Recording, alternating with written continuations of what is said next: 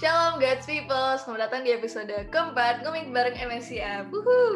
Aku Kelly sebagai content creator. Dan aku Elis sebagai komik artisnya. Kita dari MSCF dan Angkatan 2018 FKUPH. Hari ini kita kedatangan 3 tamu spesial. Feli, Ketua MSCF periode 2020-2021, Kristi, Koordinator Service Coordinator periode 2020-2021, dan Elsha, Koordinator Discipleship periode 2020-2021. Yay, thank you guys sudah meluangkan waktunya di sini. Mungkin kita perkenalan dulu buat teman-teman yang belum tahu kita tuh di bagian apa. Mulai dari Kristi dulu deh. Halo semuanya, aku Kristi, kalian bisa panggil juga aku Titis, aku dari Service Coordinator. Jadi untuk Service Coordinator itu tugas utamanya adalah mengatur pelayan di MSCF. Dan kita juga yang nerima video dari para pelayan, lalu cek videonya itu udah sesuai ketentuan atau belum. Sekian dari aku. Halo, kenalin aku Elsa, aku dari divisi Discipleship. Divisi aku tuh bagian ngatur buat kelompok kecil sama ngatur buat Bible Study. Halo, aku Eli. Aku adalah koordinator dari Student Fellowship atau SF yang bertugas untuk FA atau Faith Activity dan juga acara-acara besar seperti Christmas, Paskah, dan juga Jumatan Agung. Halo, aku Feli, aku sebagai ketua, dan pada tahun ini untuk BPH sendiri itu cuma ada ketua, jadi selain bertanggung jawab mengatur dan memimpin step koordinasi, aku juga mengurus kepentingan administrasi seperti proposal, LPJ maupun berkas apapun yang dibutuhkan, terus juga menyimpan dan mencatat rincian keuangan MSCF, dan tentunya untuk memantau dan mengontrol proker tiap divisi. Hai, aku Kelly sebagai koordinator People Outreach. Kita yang melayani dalam penjangkauan buat teman-teman di sini lewat sosial media dan juga mengurus prayer meeting atau persekutuan doa.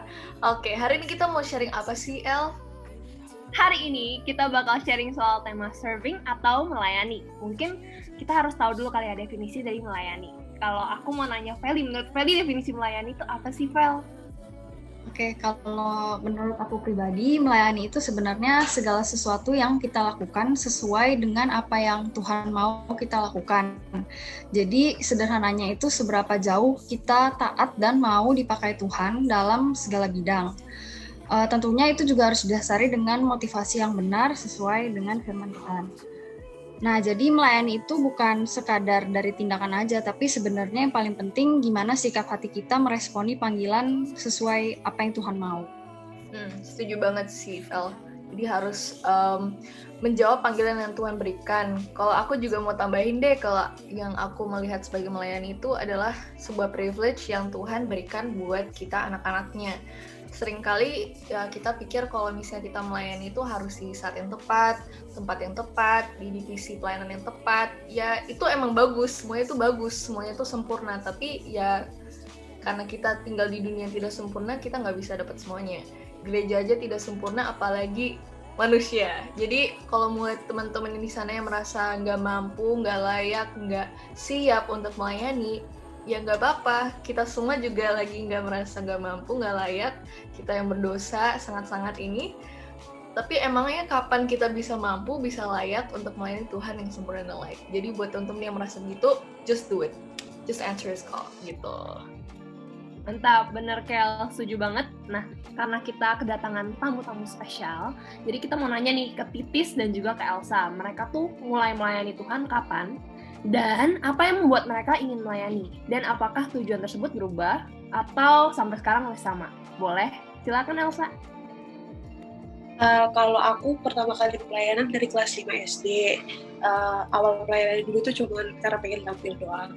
Tapi setelah ikut pelayanan, jadi berubah tujuan pelayanannya. Jadi aku anggap pelayanan itu bentuk rasa terima kasih sama Tuhan, karena Tuhan udah baik sama aku, udah mau melayani aku duluan, jadi sedikit lah bentuk apresiasi sama Tuhan. Itu sih. Oke, kalau dari aku sih, aku sama juga kayak Elsa, dari kecil, dari kayak SD gitu udah mulai pelayanan, suka ikut paduan suara, sama kalau Natal suka ikut nari-nari gitu. Kalau waktu kecil sih awalnya pelayanan itu pertama gara-gara disuruh orang tua, dan yang kedua diajak sama teman. Tapi makin gede aku makin kayak ngerti gitu, kalau pelayanan adalah bukti kita sebagai orang yang udah diselamatkan oleh Tuhan, kayak sebagai apa ya, buah kalau kita tuh orang yang udah diselamatkan dan udah diampuni oleh Tuhan. Kita bisa nunjukinnya itu melalui pelayanan terhadap sesama. Gitu dari aku. Wih, mantap deh semua jawaban kalian. Itu kan pasti awalnya tuh semangat-semangat kan, kalian pengen banget melayani dari kecil, dari kelas 5, gila sih Elsa. Amazing, thank you for responding. Pastinya udah on fire lah melayani. Sekarang kita mau nanyain soal saat kalian nih, sekarang udah melayani, sampai sekarang udah posisinya udah koordinator, ini aja sekarang udah mau lengser, sedih banget.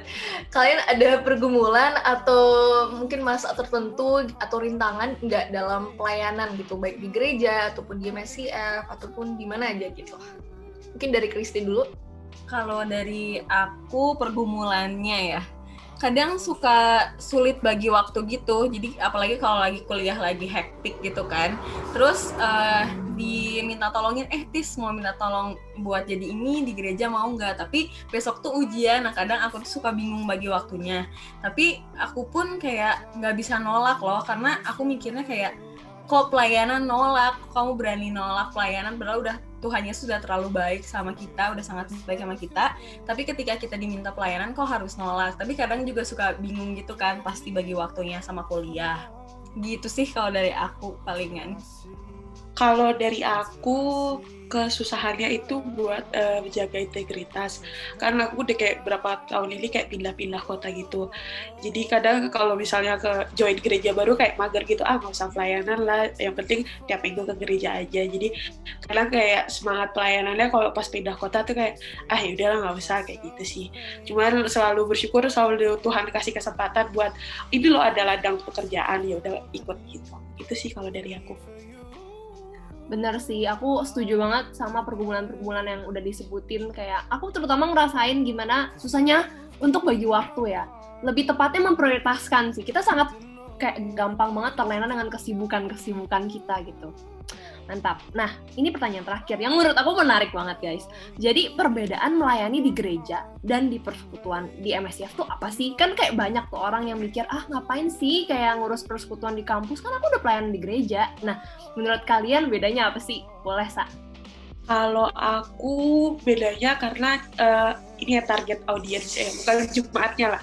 Kalau di gereja kan range-nya kayak bisa dari anak kecil sampai ke orang tua. Sedangkan kalau di MSCF sendiri kita fokus sama teman-teman kita sendiri yang sama-sama kita tahu struggle-nya. Jadi kalau misalnya lagi ujian blog, semua juga kayak pokok doanya sama, lagi mau oski dan segala macam. Jadi buat aku yang bikin beda sama pelayanan di gereja sih karena kita kayak lebih ngerti masalah yang dihadapin sama kok kayak gitu. Itu sih. Kalau dari aku bedanya itu kalau secara pribadi gitu ya, kalau di gereja kan aku nggak tergabung dalam sebuah komisi atau divisi gitu, jadi palingan kayak suka diminta Tis boleh tolong bantuin, nah baru aku ikut gitu kan. Kalau misalnya di MSCF kan aku jadi di divisi service coordinator, ada job desk tertentu yang memang setiap minggu harus aku lakuin gitu. Jadi aku ngerasanya kalau di gereja itu lebih fleksibel gitu. Terus kalau misalnya di gereja kan tadi yang kata Elsa udah bilang, target audiensnya itu beda-beda kan. Terus juga orang-orang di gereja tidak mengenal kita sejauh teman-teman kampus kita. Jadi aku ngerasanya kalau di kampus itu karena teman-teman seangkatan tiap hari ketemu, jadi kan udah tahu sifat kita kayak gimana.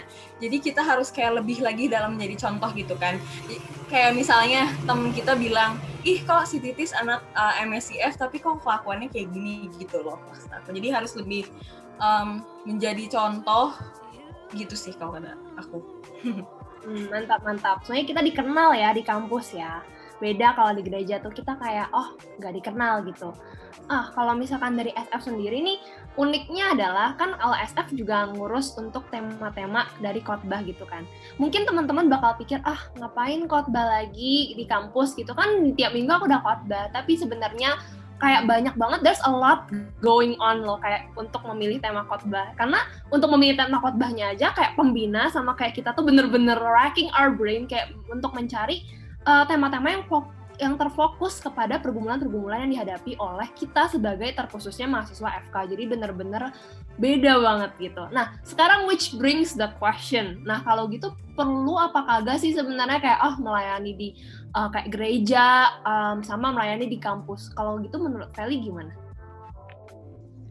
Kalau menurut aku sebenarnya ada saatnya mungkin Tuhan lebih memanggil seseorang itu untuk melayani di gereja ya. Atau ada juga kasus di mana Tuhan lebih memanggil dia untuk melayaninya di kampus. Jadi menurut aku itu balik lagi ke pribadi masing-masing dan juga apakah panggilan untuk melayani itu sudah digumulkan gitu.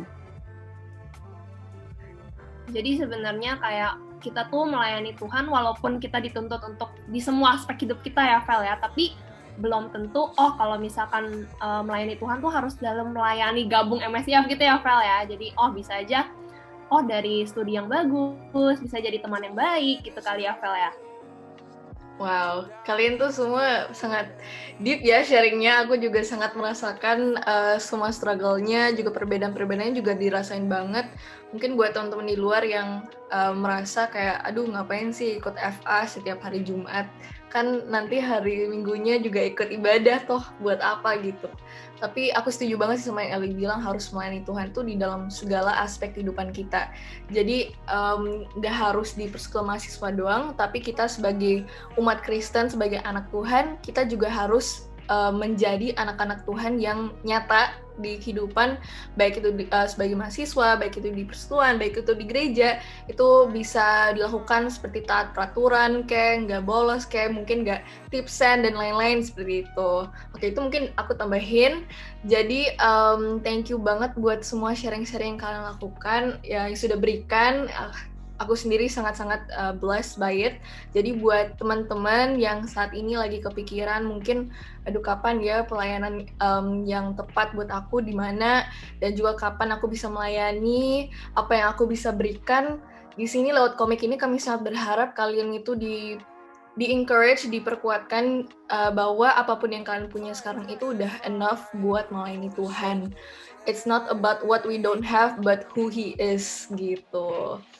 Itu seperti yang ada di sekarang ini, di screen sekarang, little time, little talent, little faith, little hope. Kita semua punya itu, apalagi sebagai anak FK ya kan.